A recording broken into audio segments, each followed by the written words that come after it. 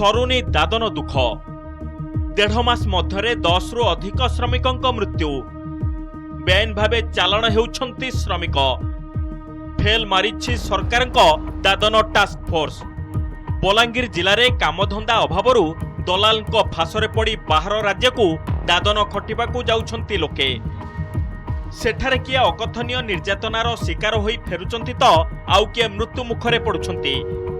गत 1.5 मास मध्य 10 रु 12 जन श्रमिकों मृत्यु होई सारिलाणी। सबुठु बड़ कथा हैला जिलारू दादन चालाण रोकिबाकू सरकार टास्क फोर्स गठन करिसंती तथापि दादन चालाण रे रोक लागि पारुनी। गत नवेम्बर मासरे कंटाबांजीर दादन सरदार पप्पू खान बलांगीर जिलार नांदुपला मोहरापदर और सरमुहाण गाँर 23 जन श्रमिकों को बेआईन भावे इटा तैयारी करने चालाण करिथिला। तेलंगाना रंगारेड्डी जिला सुल्तानपल्ली रे थिबा जीएनपी इटा भाटी रे श्रमिक मानकू नियोजित करिथिला। 2 मास धरी श्रमिक माने निर्यातित हेबा परे जिला प्रशासन सेमानकू उद्धार करिथिला। श्रमिक मानक प्रति निर्यातनार सबु सीमा चपिथिबा बेले सबु जानी राज्य सरकार आखि बुझी देइथिबा अभियोग आनिछंती बुद्धिजीवी।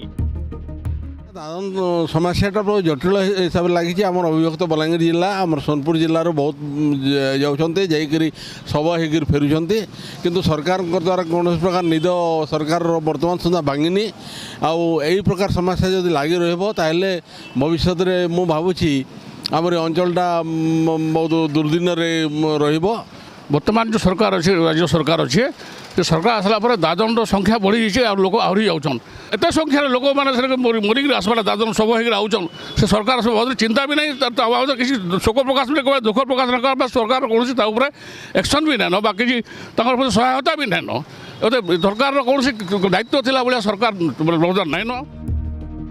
गत 1.5 मास मध्य बलांगीर जिले में पाखापाखि 10 जन श्रमिकों मृत्यु घटिथिबा बेले अनेक श्रमिक निर्यातित होई फेरिछंती। हेले जिला श्रम विभाग पाखरे 7 जन श्रमिकों मृत्यु घटिथिबा तथ्य रहिछि।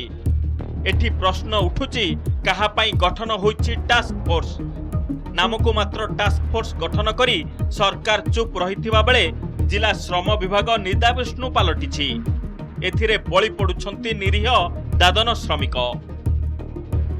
ये जेन दादन एदे देखुन गला मासे भितरे 10टा लोक मरिकी फेरले आरो सरकार गोटे टास्क फोर्स भी गठन कले।